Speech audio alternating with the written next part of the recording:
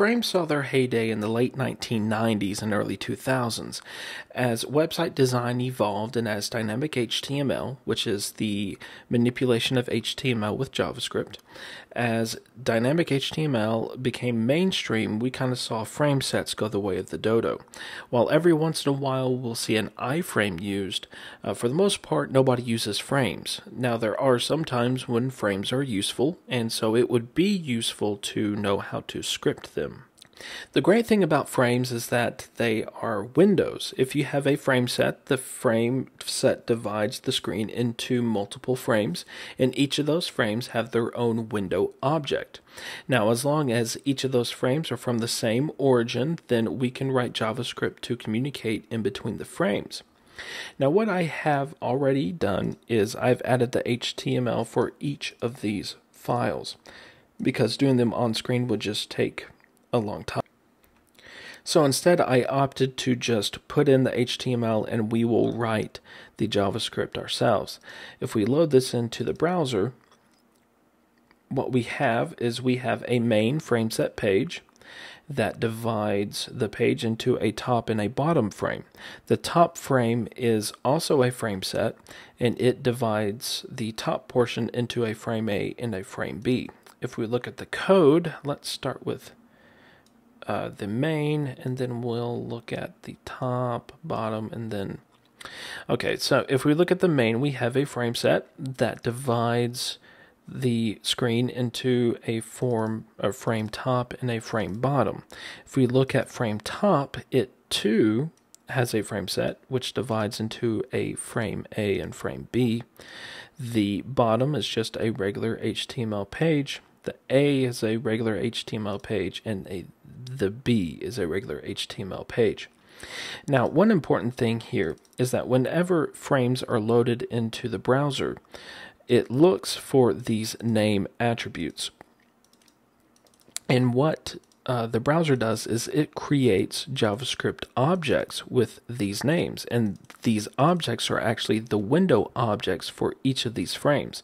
So frame top is actually the name of the window object for this frame set page, and frame A is the name of the window object for this frame A page. So this is how we can talk to other frames, by using these object names that are provided for us by the browser.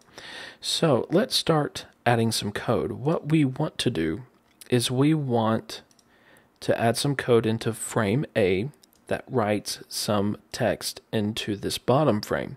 And then we want some code in frame B that executes a function within the top frame. So we will have frame B. This will execute a function within frame top, which will then execute a function within the main frame set, which will write information into frame B. So it's a little convoluted, and I'm sure that that's all clear as mud, but we're going to get started anyway. So the first thing that we are going to add is a function called write in B, and it's going to accept one argument for the message. Now we need to get to the frame B, because that's where we are going to write this message to.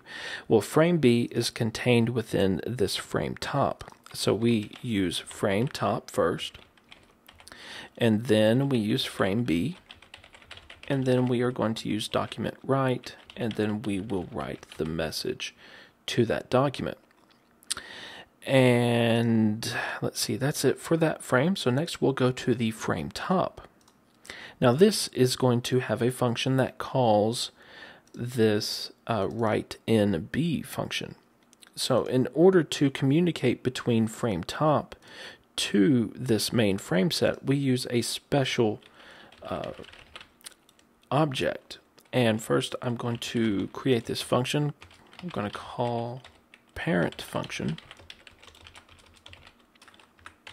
And we access this parent window object with the parent object. So parent in this case references the main frame set's window object. So we have parent, and then we are going to call this write in B function. And remember that this is a global function, so it is actually a method of this window object. So we can access that function by referring to it as a method of this parent window object. So write MB calling from frame top. Okay, next, we don't need to do anything in frame bottom, but in frame A, we need to add some code to write to the bottom frame. Now, frame A is contained within the top frame set, and we need to access the frame bottom. So if we go through the whole course of the path from frame A to frame bottom, we would actually have to go to frame top, and then we would have to go to frame set main, and then finally to frame bottom. Well, we can take a shortcut to the topmost frame, the main frame set, by using a special object called top. This takes us straight to the top, which is our main frame set, and this gets the window object of our main frame set. So we use top, and then we can access the bottom frame with the name of that frame, which is form bottom there. And then we want to use document write, and then let's say hello from frame A. And let's put an exclamation point because we'll be excited to do that. Okay, and the last frame is frame B. We need code that executes this function within the top frame. And we already know that we can go to the parent of the frame, and since top frame is a parent of frame B, we are going to use the parent object, and then we are going to call parent function. And this, since this is a global function within top frame, we can access it as a method. Okay, so this seems all convoluted, but let's go back to our page and let's refresh it. And we can see that everything works as we had programmed it.